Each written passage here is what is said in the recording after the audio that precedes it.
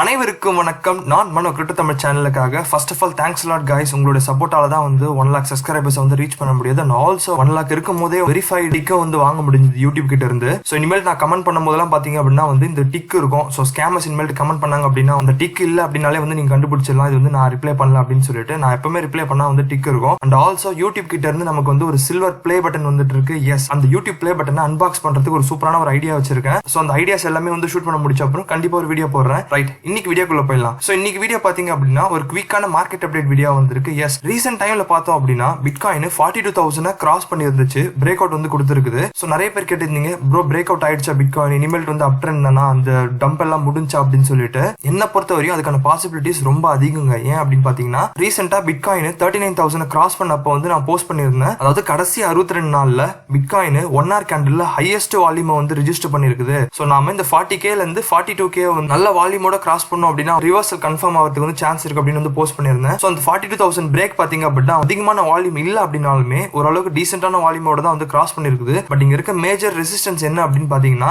Weekly time ஃப்ரேம்ல வர ஒரு ட்ரெண்ட் லைன் தான். சோ இந்த ட்ரெண்ட் லைன் ரெசிஸ்டன்ஸ் எங்க இருக்கு அப்படின்னு பாத்தீங்கன்னா அரௌண்ட் 43,200 பக்கம் வந்து இருக்குது. இப்ப நடந்த ரெக்கவரியில இதுவரையும் வந்து எங்கேயுமே வந்து அந்த அளவுக்கு பெரிய ரிஜெக்ஷன் கொடுக்கல. ஃபர்ஸ்ட் மேஜரா இருந்த ஒரு ட்ரெண்ட் லைன் ரெசிஸ்டன்ஸ் பாத்தீங்க அப்படின்னா ஈஸியா வந்து கிராஸ் கொடுத்து அங்க கொஞ்ச நேரம் தங்கிட்டதுக்கு அப்புறமா வந்து மறுபடியும் ஒரு பிரேக் அவுட் கொடுத்துருக்காங்க மேல. இதெல்லாம் பாத்தீங்க அப்படின்னா ரொம்ப குரூஷியலான ரெசிஸ்டன்ஸ் லெவல்ஸ்.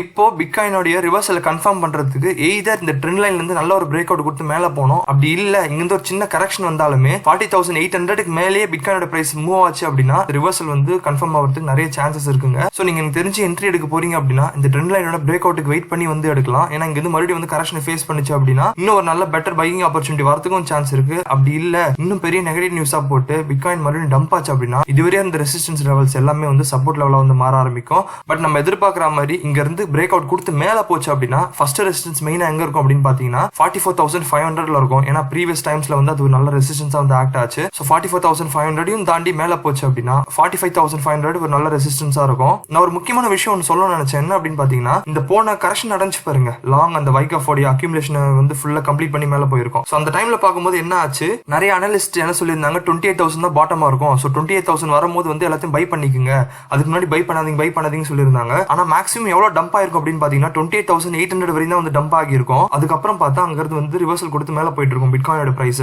அண்ட் இந்த வாட்டியும் பாத்தீங்க அப்படின்னா கண்டிப்பா பிட்காயின் 30K போவோம். சோ நீங்க என்ன வந்து லாங் டர்முக்கு பை பண்ண நினைக்கிறீங்க அப்படின்னா 30K தொடும் போது வாங்கிக்கோங்க, உங்களுக்கு வந்து யூஸ்ஃபுல்லா இருக்கும் அப்படின்ற மாதிரி நிறைய பேர் சொல்லியிருந்தாங்க. ஆனா பிட்காயின் மேக்ஸிமம் கீழே போனது எவ்வளவு அப்படின்னு பாத்தீங்கன்னா 32,800 தான் போயிருக்கும். சோ மார்க்கெட்டோட பாட்டம் எப்பவுமே டைமிங் பண்றது ரொம்ப ரொம்ப கஷ்டம். சோ அதனாலதான் நான் எப்பவுமே என்ன பண்ணுவேன், டாலர் காஸ்ட் ஆவரேஜ்ல வந்து பை பண்றதை ரெக்கமெண்ட் பண்ணுவேன். அண்ட் முக்கியமா இந்த இடத்துல இருந்து ஒரு ஸ்ட்ராங் சப்போர்ட் இருந்துச்சு. சோ இங்க இருந்து ரிவர்சல் வரதுக்கு நிறைய சான்ஸ் இருக்கு அப்படின்னு சொல்லிட்டு தான் இந்த இடத்துல வரும்போது வந்து என்னுடைய டாலர் காஸ்ட் ஆவரேஜ் 2 வந்து பை பண்ணிருந்தேன். சோ அது வந்து டெலிகிராம்லயும் வந்து போஸ்ட் பண்ணிருந்தேன். அண்ட் ஆல்சோ ஃபர்ஸ்ட் கொடுத்த டாலர் காஸ்ட் என்ட்ரியுமே வந்து ப்ராஃபிட்டபிளா தான் இருக்கு. சோ ஷார்ட்டா சொல்லணும் அப்படின்னா இந்த ஒயிட் ட்ரெண்ட் லைனை கிராஸ் பண்ணி மேல போற பட்சத்தில் பிட்காயினோட ரிவர்சல் வந்து ஓரளவுக்கு வந்து கன்ஃபார்ம் பண்ணப்படும். அப்படியே கரெக்ஷன் வந்தாலுமே 40,800 மேல வந்து மெயின்டைன் ஆகிற வரை வந்து பிரச்சனை கிடையாது. இப்போ இன்னும் இன்டெப்தான டேட்டாஸ் பார்த்துடலாம். போன வீடியோஸ் எல்லாம் பார்த்திருந்தீங்கன்னா நம்ம ஆன்ஷன் டேட்டா ரொம்ப அதிகமா கவர் பண்ணிருப்போம். அண்ட் ஆல்சோ மார்க்கெட் வந்து பாட்டம் ஆகிறதுக்கு நிறைய சான்ஸ் இருக்குது. சோ டாலர் காஸ்ட் ஆவரேஜ் பண்ணிக்கங்க அப்படின்னு சொல்லிருப்போம். சோ எக்ஸ்சேஞ்ச் ரிசர்வ்ஸ் பார்க்கும்போது கொஞ்சம் பம்ப் அதிகமாச்சுங்க, அதாவது கொஞ்சம் இன்ஃப்ளோ அதிகமாச்சு. பட் அதுக்கப்புறமா பாத்தீங்கன்னா எக்ஸ்சேஞ்ச் ரிசர்வ்ஸ் மறுபடியும் வந்து கம்மியாக ஆரம்பிச்சிருச்சு. ஆனா பிரைஸ் வந்து இன்க்ரீஸ் ஆக ஆரம்பிச்சிருக்குது. சோ எக்ஸ்சேஞ்ச் ரிசர்வ்ஸ் கம்மியாகும் போது பிரைஸ் மேல மூவ் ஆகிறது வந்து ஒரு நல்ல விஷயம். ஏன் அப்படின்னு பாத்தீங்கன்னா நிறைய பேர் வந்து பை பண்ணாங்க அப்படின்னா அவங்களுக்கு வந்து அதிகமான பிடிஸே கிடைக்காது. சோ பிரைஸ் வந்து சீக்கிரமா மேல மூவ் ஆகிறதுக்கு வந்து சான்ஸ் இருக்குது. அண்ட் ரெண்டாவது எஸ்டிமேட்டட் லெவரேஜ் ரேஷியோ பார்த்தா அதுவும் இன்னும் ஃபிளஷ் அவுட் ஆகாம இருக்குதுங்க. என்னோட போன வீடியோஸ்ல எஸ்டிமேட்டட் லெவரேஜ் ரேஷியோ என்னன்னு சொல்லிருப்பேன். சோ இந்த ரேஷியோ இப்போ ஒன் ஆஃப் தி ஹையஸ்ட் லெவல்ஸ்ல இருக்கு. கண்டிப்பா ஒரு ஃபிளஷ் அவுட் ஆகாம இருக்காது. சோ மோஸ்ட்லி பிட்காயின் பிரைஸ் நல்லா பம்ப் ஆச்சு அப்படின்னா இந்த ஃபிளஷ் வந்து வரதுக்கு வந்து சான்ஸ் இருக்குது. அதாவது வந்து டக்குன்னு டம்ப் ஆகுது. இங்க பாத்தீங்க அப்படின்னா எப்பலாம் இந்த ரேஷியோ அதிகமா இருக்கும் அப்பலாம் ஒரு சடன் மூவ்மெண்ட் கொடுத்துருக்கோம். சோ இப்போதைக்கு பிரைஸ் ரொம்ப கம்மியா இருக்கும் போது ரேஷியோ அதிகமா இருக்கிறதால மேபி பிரைஸ் வந்து சடனா மேல மூவ் ஆகும் போது இந்த ரேஷியோ கம்மியா வரதுக்கு ஒரு சான்ஸ் இருக்குது. அண்ட் மூணாவது விஷயம் என்ன பார்க்க போறோம் அப்படின்னா ஃபியர் அண்ட் கிரீட் இண்டெக்ஸ். அந்த டாலர் காஸ்ட் ஆவரேஜஸ் நான் போஸ்ட் பண்ணதுக்கான மெயின் ரீசன் என்ன அப்படின்னு பாத்தீங்கன்னா இந்த ஃபியர் அண்ட் கிரீட் இண்டெக்ஸ். நான் மெயினா சொன்னது என்ன அப்படின்னு பாத்தீங்கன்னா இது வந்து ஒன் ஆஃப் த லோவஸ்ட் லெவல்ல இருந்துச்சு அப்படின்னா டெஃபினட்டா அந்த டைம்ல வந்து என்ட்ரி கொடுங்க. அதுக்கப்புறம் வந்து மார்க்கெட் பவுன்ஸ் பேக் பண்ணும், ஈஸியா வந்து செல் பண்ணிக்கலாம். சோ இத்தனை ஃபேக்டர்ஸ் பார்த்து தான் ஓகே நம்ம வந்து ஓரளவுக்கு பாட்டம்ல இருக்கும்,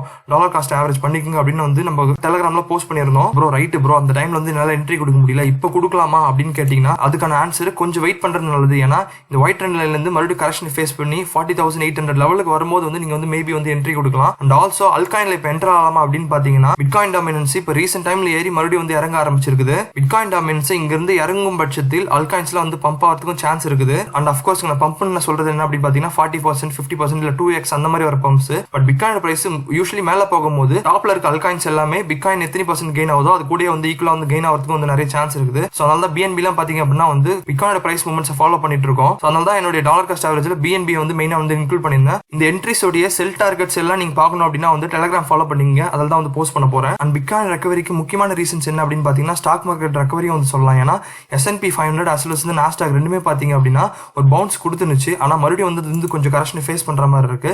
பட் இதோட ரிஃப்ளெக்ஷன் பிட்காயின்ல கிடையாது. அந்த ரிஜெக்ஷனை கொடுக்கலாம் அப்படின்னு பண்ணும்போது தான் இங்க இருந்து பிரைஸ் வந்து பம்ப் பண்ணி விட்டாங்க வேல்ஸ். அண்ட் இன்னொரு விஷயம் guys, நீங்க என்ன கான்ட்ராக்ட் ட்ரேடிங் பண்றவங்களா இருந்தா டெஃபினட்டா ஹியோபி உடைய கான்ட்ராக்ட் மாஸ்டர் கான்டெஸ்ட்ல வந்து பார்ட்டிசிபேட் பண்ணுங்க. பிகாஸ் ரீசென்ட் டைம்ஸ்ல ஹியோபி ஏகப்பட்ட கிவ்அவேஸ் வந்து கொடுத்துட்டு இருக்காங்க. நீங்க என்ன நார்மலா கான்ட்ராக்ட் ட்ரேடிங் வேற எதனா எக்ஸ்சேஞ்சில் பண்றவங்களா இருந்தா டெஃபினட்டா இந்த டைம் பீரியட்ல ஹியோபில ஜாயின் பண்ணிக்கங்க. ஜாயின் பண்றதுல ரொம்ப சிம்பிள் தான். ஃபர்ஸ்ட் டிஸ்கிரிப்ஷன்ல இருக்க லிங்கை யூஸ் பண்ணி ஒரு அக்கௌண்ட் கிரியேட் பண்ணீங்க. அந்த அக்கௌண்ட் கிரியேட் பண்ண அப்புறம் என்ன பண்ணுங்க, ஃபர்ஸ்ட் உங்க மொபைல் ஆப் ஓபன் பண்ணீங்க. மேல அந்த பேனர் இருக்கும், அந்த பேனர் கிளிக் பண்ணீங்க அப்படின்னா உங்களுக்கு இந்த பேஜ் ஓபன் ஆகும். அதுல ரெஜிஸ்டர் கொடுத்தீங்க அப்படின்னா டைரக்டா வந்து ரெஜிஸ்டர் பண்ணிடுவோம் உங்களை. அண்ட் ஆல்சோ கீழே பாத்தீங்க அப்படின்னா லீடர் போர்ட்ஸ் வந்து கொடுத்துருக்காங்க. அதாவது டோட்டலா வந்து யார் டாப்ல இருக்குது, அது ஆல்சோ டெய்லியில யார் டாப்ல இருக்குது அப்படின்றதையும் வந்து மென்ஷன் பண்ணிருக்காங்க. சோ நீங்க என்ன கான்ட்ராக்ட் ட்ரேடிங் பண்றவங்களா இருந்தா டெஃபினட்டா இந்த சான்ஸ் வந்து யூஸ் பண்ணிக்கோங்க. பட் புதுசா ட்ரேடிங் குள்ள வர எனக்கு வந்து கான்ட்ராக்ட் ட்ரேடிங்னா என்னன்னு தெரியாது அப்படின்னா தயவு செஞ்சு இதெல்லாம் வந்து ட்ரை பண்ணாதீங்க. ஏன்னா இதெல்லாம் வந்து அட்வான்ஸ்டு கான்செப்ட்ஸ். நீங்க நார்மலான ட்ரேடர் எனக்கு ஃபியூச்சர்ஸ்ல என்ன தெரியாது அப்படின்னா நீங்க வந்து ஸ்பாட் ட்ரேடிங்லயே இருக்கிறது நல்லது. ஃபியூச்சர்ஸ் பக்கம் வந்து வராதீங்க. ஆல்ரைட் கைஸ், இதோட இந்த வீடியோ எப்ப முடியுது எப்பவுமே சொல்ற கமெண்ட்